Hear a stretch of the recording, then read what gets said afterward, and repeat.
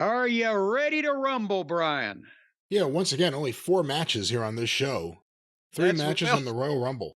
Hey, it's been the 1920s since there were two matches an hour and a half long on a wrestling show, though, hadn't it? How could you have 6 or 7 matches when 2 of them last an hour and a half apiece? That's a good point.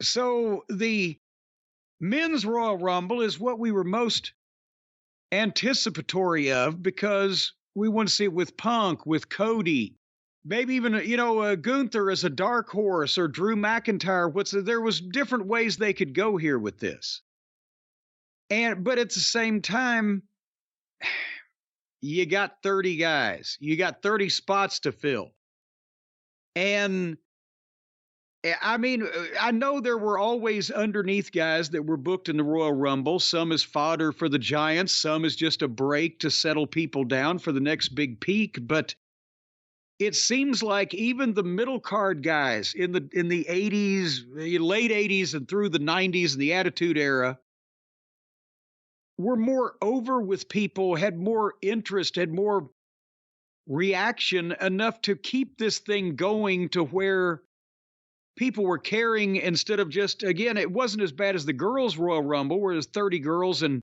4 of them got a reaction. But it's showing the weaknesses of the roster here on a few of these. Not necessarily they're bad talents, but people don't care necessarily about what they're doing. Does that make sense to you? You know, I was really looking forward to this match specifically, and it was a letdown for me, and I guess it's so weird. I get the crowd reaction. The crowd not reacting to a lot hurt things, but there are just a lot of people who run out there. And when you really think about it, like what has been presented of them to make someone care about them?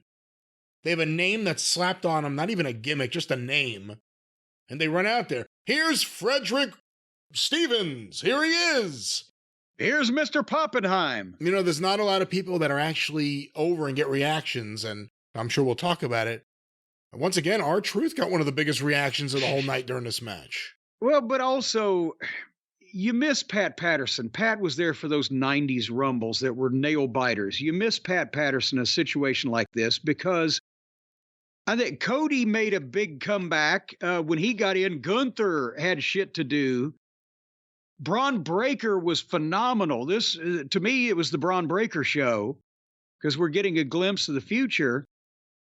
But Pat knew how to set shit up where when a guy hit, the right people were in the ring to feed him, for him to make an impact, for him to chuck out.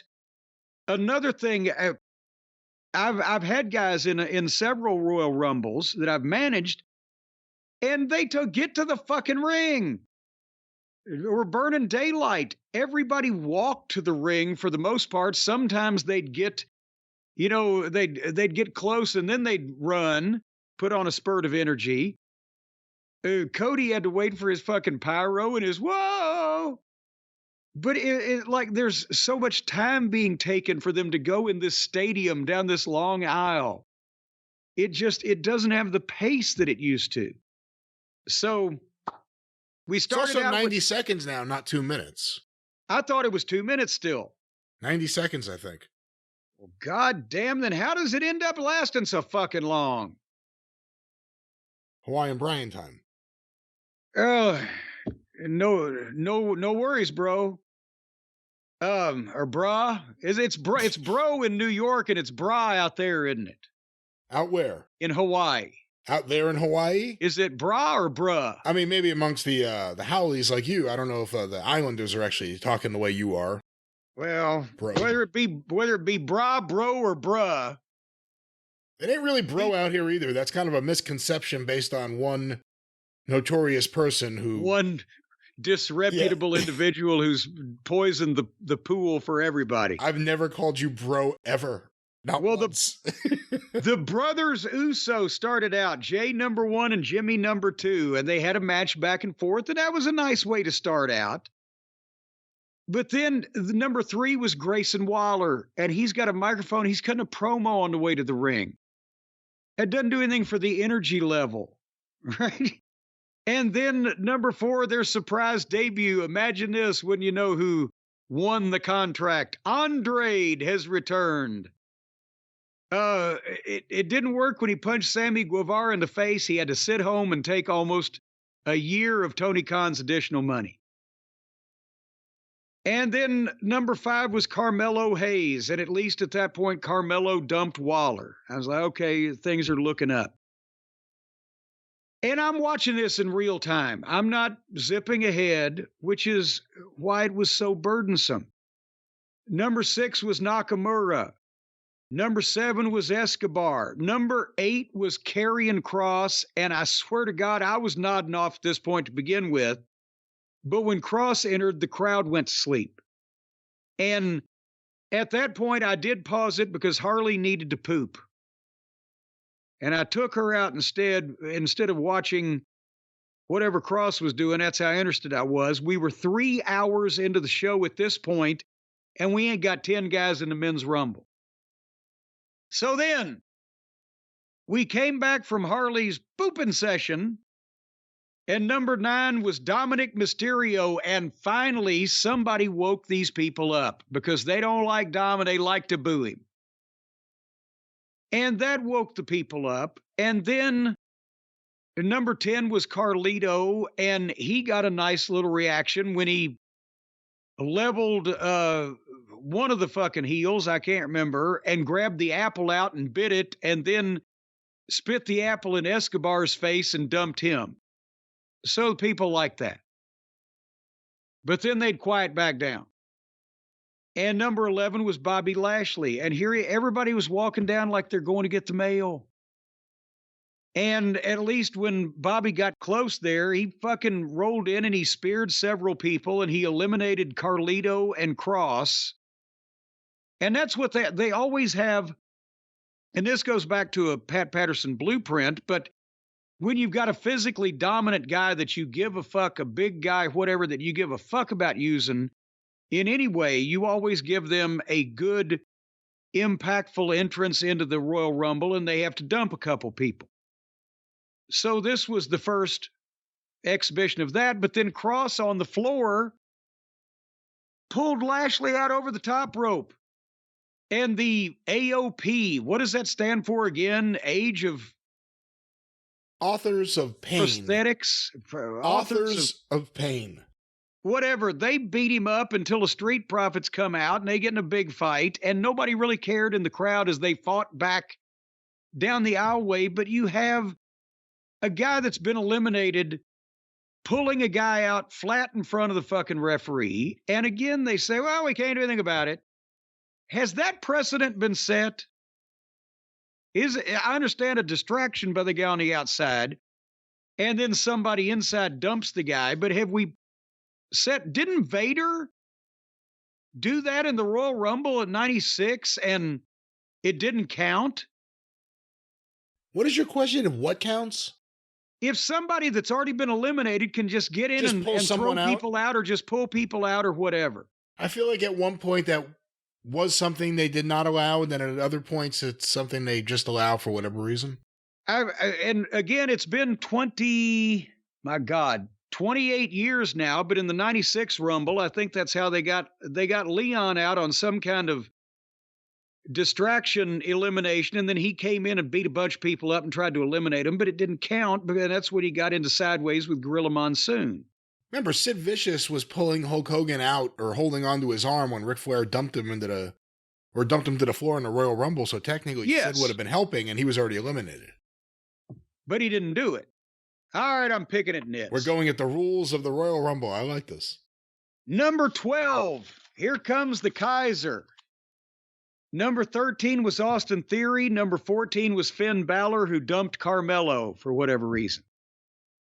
And finally, at number 15, Cody. And the music plays and the people come up and he does get his pyro at his entrance and he hits the ring and he's got big moves set up with people.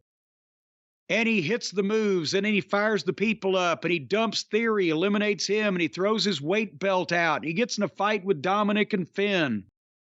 That was an impactful entrance from a star, and he had shit lined up to do. And I have to think that either whoever's producing the thing are told people who shouldn't make any goddamn impact whatsoever. And also, some of these guys are apparently either not smart enough to go to whoever's going to be in the match, say, hey, when I come in, can I bing, bing, and boom, boom? Okay. Because they just wander in and look for somebody to fucking punch. But anyway, we got 90 seconds or 2 minutes or whatever it was of Cody, and then number 16 is Bronson Reed. And everybody can resume their nap. And Reed dumped Andrade, and then number 17 was Kofi.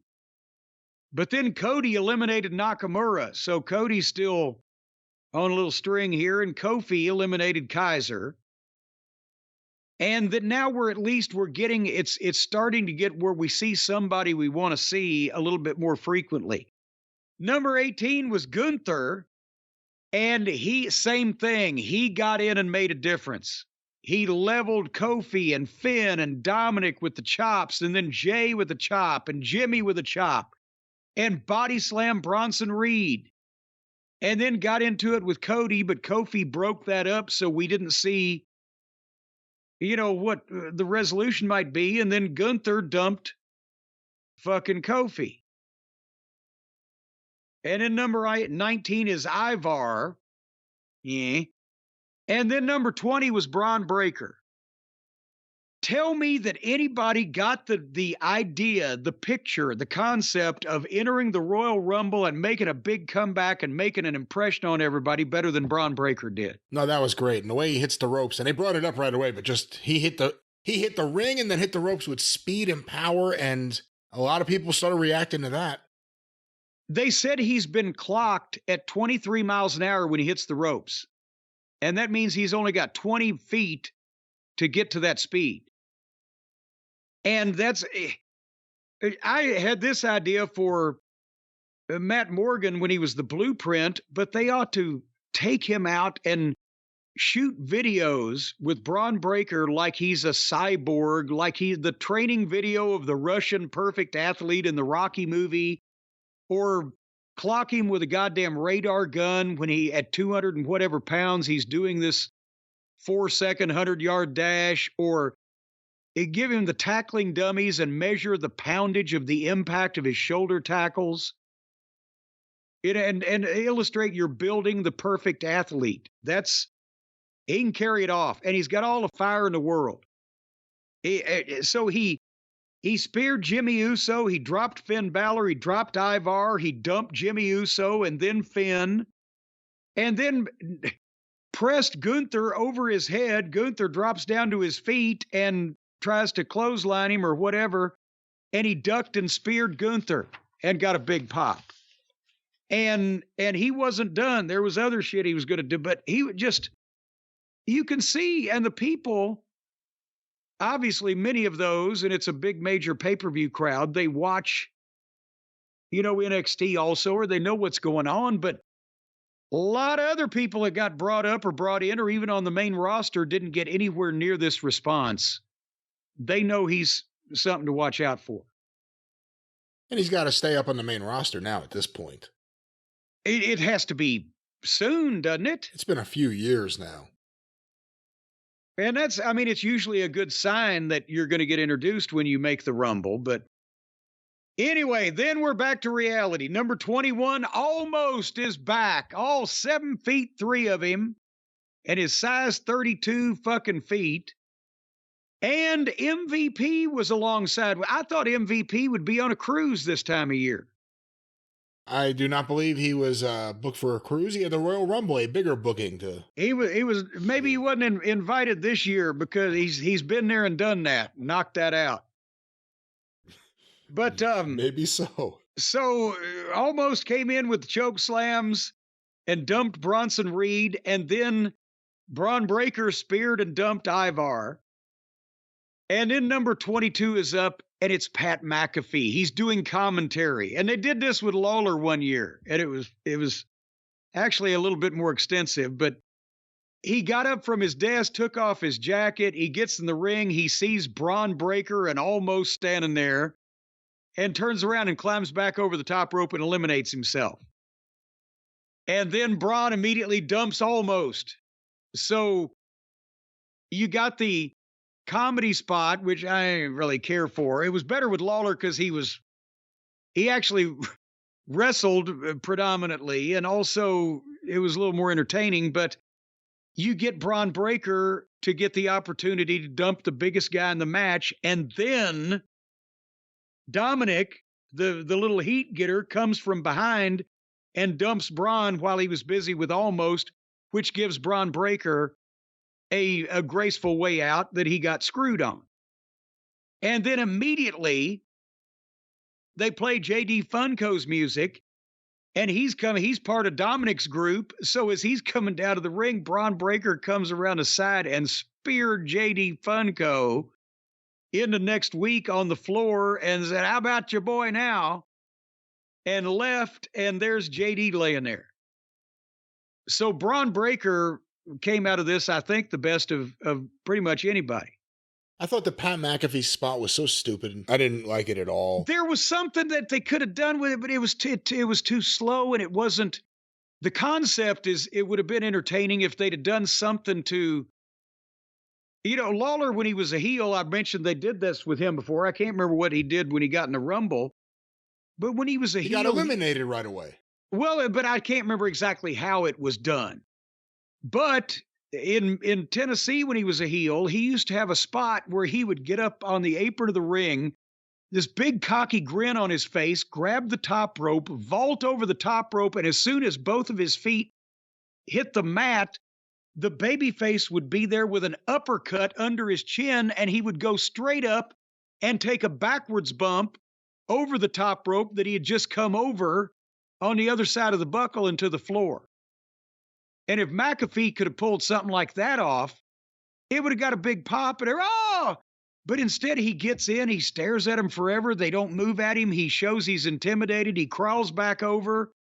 He gets his nerve back and gets back in, and then he crawls back over again. And too long, not enough.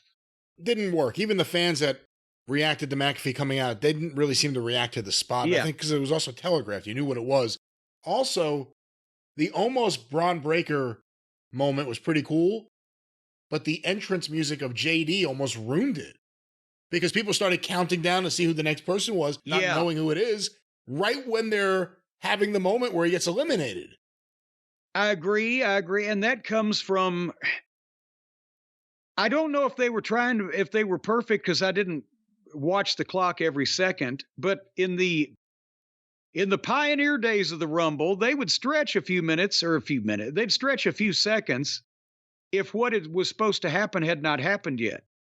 But they may have been keeping this legit, so I don't know but it did step on each other somewhat. But we had time to rest and think about it because here came R-Truth. Now, hold on. I got to go back and see what spot. This is number 24 in the women's. Yes, number 24. So at least they got that right. He came out number 24 in both.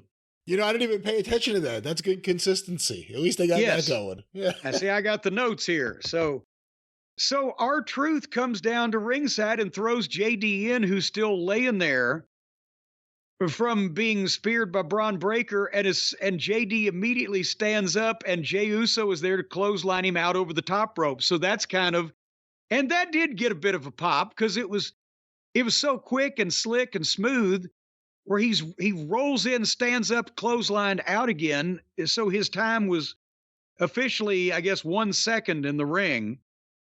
And but then R-Truth gets up to the apron, and as Gunther has a hold on Dominic, R-Truth is milking the tag, like, come tag me, Dom. And the announcers are making and that got a big reaction. Yes, the fans reacted more to that than in a tag match when they're milking the fucking tag. Because it is preposterous, and now at this point, I think the fans are just going along with the parody. And obviously, R-Truth has been a wrestler for 20 years. He doesn't really think, but Dominic gets away from Gunther and hits a hot tag on R-Truth, and R-Truth makes a comeback. So we had a hot tag in the Royal Rumble. I think Pat Patterson actually may have got a tickle out of that. And then number 25 was The Miz, and he and R-Truth did some comedy that I didn't particularly understand or pay attention to. And then number 26 was Damian Priest, who got in and leveled R-Truth and dumped him. But they ain't reacting to Priest like he's made it to the level yet, are there? At least they didn't hear. No, and that's why it's a good move for him to do that to R-Truth, because it would get him heat right away. Yeah, but I think all of this, there's so much going on in the Judgment Day, they're losing focus on any one person in it, except maybe Rhea, who's bulletproof at this point. They're losing focus on the seriousness, because now we're getting the backstage drama discussions where everyone kind of loses their promo voice and talks with concern. Yes. It doesn't really make you interested in someone. I don't know if I want to see the villain in the movie be overly concerned about things. But nevertheless, at number 27, like Mussolini! Here he came. Your voice, ugh. Here he came. Horrible. CM Punk comes out, and now they know we're going home, thankfully, finally. Now they know we're getting into the meat of the matter, as Jim Ross would say, nut-cutting time. We're at number 27. We only got 3 more to go. Cody's in there. Punk is in there. He makes a big comeback on everybody, gets a big pop, pulls his shirt off. He's gained weight and tanned somewhat. Chuck Dominic over the top rope to eliminate the most disliked person in the match. And then Priest dropped him so that his flurry was over with so we could get Ricochet to come on down. And as Ricochet came in and did his thing, then Gunther dumped Miz. But again, Punk came in. He looks like he's aging in reverse now. He's not got stress. He's not got worry. His hair is getting darker. His skin is getting tanner, and he's gaining his weight back. Was it all just the fucking mental duress of working with children that was aging him before his time? Maybe it's the money. Well, he was making money before. That's true. He's been making money both places. He's got more motivation. There's something to actually be accomplished at this point, instead of just treading water until you get out of your deal because nobody else can contribute. And maybe he's actually at a good place in his life, and he was a few years ago, and that's why the drama affected him so much. And now he's in a place where there's not going to be any of that drama. They're not going to put up with any of that shit. Well, anyway, but nevertheless, number 29 was Drew McIntyre, who beat everybody up and then got in a fight with Damian Priest to no reaction, which was a telling thing about Priest. And then Gunther dumped Jey Uso. And number 30 was Sami Zayn. And he went right after Drew because that's who put him out before. But Drew flipped Ricochet out. A lot of people hit moves on everybody. Sami dumped Priest and Drew dumped Sami. And then we got down to the meat of the matter. Rhodes and Punk and McIntyre and Gunther. And there were 2 heels and 2 baby faces, so the heels got heat on the baby faces for a while. And at that point, I was like, this I would really be interested in this more if I hadn't had to wait almost an hour to get here. Right? That was the thought I had, but they were doing good shit. And then Drew hit a kick on Gunther by mistake, but he kicked Cody on purpose. And then he hit the kick on Punk. And he told Punk, I'm not the same kid that I was 10 years ago. And then Punk stood right up underneath him. Fireman's carried him and dumped him right over the top rope. I thought that was a little abrupt, wasn't it? Did you expect that? No. And neither did Drew, based on the reaction on the floor. He was completely surprised. And then Gunther hit a kick and a powerbomb on Punk, but set Cody on the top rope and was going to push him out, but Cody pulled Gunther over and out and got a big pop for that. So now there we go. It's Cody and Punk. And they actually had a bit more of a match, and each one of them did their shit. And now we see this is where people were interested. And we also see that, they're doing pretty good shit. They set it up where they did back and forth. Punk foiled the cutter and hit 3 Germans. His knee lift and bulldog, but Cody foiled the GTS, hit the flip flop and fly. Punk foils the crossroads, goes to dump Cody. Cody foils that. A lot of foiling. Cody blocked the GTS and hit the crossroads again, but Punk was dead weight until he was playing possum, and then he hit the GTS. But then Punk had to go for one more, but Cody landed on his feet, spun around, and threw Punk out. Big pop and music, and Cody gets the first back-to-back win successive years since Austin 25 years ago. Did you hear what Punk said? What did he say? I think the exact words were, "I'm not going to lose to Dusty's kid." And then Cody eliminated him.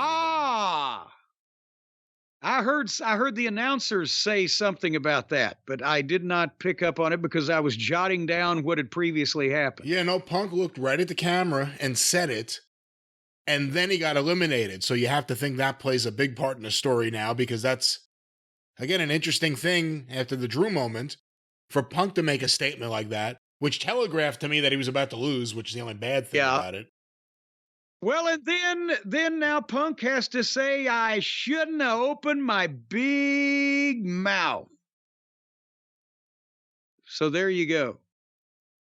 All right, that'll maybe be the promo he does. Cody, I shouldn't have opened my big mouth. I'm asking for a do-over. Big mouth. I got it, like Ralph Cramden. I got a big mouth, Alice. But yeah, so sure do, Ralph. But now we've got. See, this again raises questions. Are we going to get Cody and Roman? In that case, are we going to get Rock and Roman? Are we going to get Rock and Wrestling with our Rock and Roman? There's Elimination Chamber coming up in Australia. We'll discuss what time of day we're going to watch that event.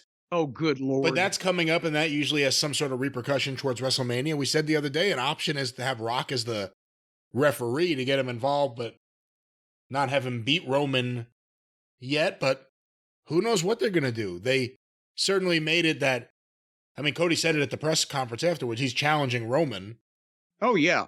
So the question is now, how do we get from here to there? And well, and they had Seth and Roman both in skyboxes watching, but, it's clear that Punk and Seth had words, so you would think that would lean that way, but Cody wants Roman. He's made that statement. But the fact that Punk made that comment before he was eliminated sets up issues with him and Cody. Yes. The question becomes, does Punk do something that cost Cody that match? Ooh, that would reveal some true colors, wouldn't it? Does Punk turn more heelish? Because again, the comment wasn't a babyface comment, because Cody's the top babyface. Yeah. So what does that say? What are they going to do with that? What it says is we still need to see Cody Rhodes and CM Punk, and that ain't happened yet, but it's gonna. It's gonna. But in the meantime, Cody wins, and he gets to be in the main event. They don't even say anymore you get to choose who you wrestle. It's just you get to be in the main event of WrestleMania. Well, they mention you can choose whatever title holder that you want to challenge, but at the same time, even more important than the championship match or the opportunity is just to main event WrestleMania. That's the big thing. That's more important than the world title. That's where they're going with that.